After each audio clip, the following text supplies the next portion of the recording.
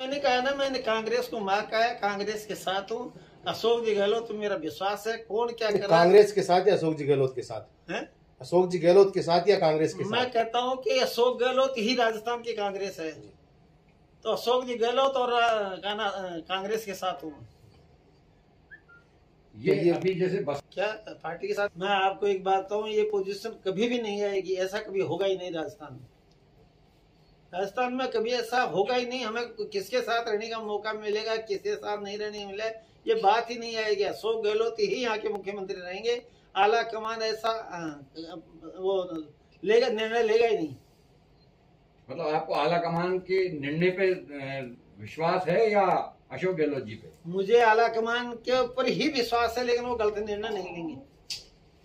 नहीं, जिस तरह से पार्टी के विधायकों के भी बयान आ रहे हैं पिछले कुछ रहा है। मेरी बात सुनो, लोग क्या कहते हैं क्या नहीं कहते उससे मुझे मतलब नहीं है। मुझे तो मेरे से मतलब है कि मैं कांग्रेसी हूँ, कांग्रेस में रहूंगा, अंतरात्मा से कांग्रेस को चाहता हूँ। मैं महत्वाकांक्षी नहीं हूँ। 80 से लगातार 6 बार एमएलए बना हूँ, और 6 बार में मैंने कभी नहीं सोचा मुझे मंत्री बनाएंगे या नहीं बनाएंगे। न कभी मैं मंत्री बनने की मनसा रखता हूँ, न कभी सोचता हूँ कि मुझे कोई मंत्री बनाए।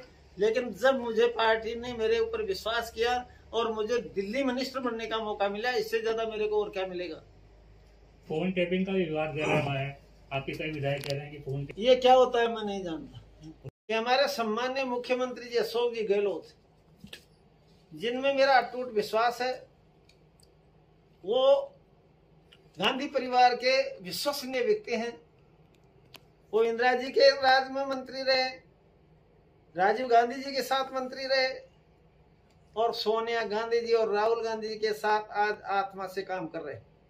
उनमें अंतरात्मा से उनका विश्वास है। राजस्थान की जनता उनको चाहती है। राजस्थान के हर गांव और ढाणी में उनको आत्मा से चाहने वाले व्यक्ति हैं। इसलिए मैं उनके आत्मा से साथ हूं। और राजस्थान का चहुमुखी विकास कर रहे हैं। जब भी हम हमारे क्षेत्र में कोई भी छोटे मोटे के काम के लिए जाते हैं, तो कभी भी होने वाले काम के लिए मना नहीं किया। मेरी इच्छा थी कि रिंगस के अंदर तहसील उप तहसील बने, उन्होंने मेरे को उप तहसील दी।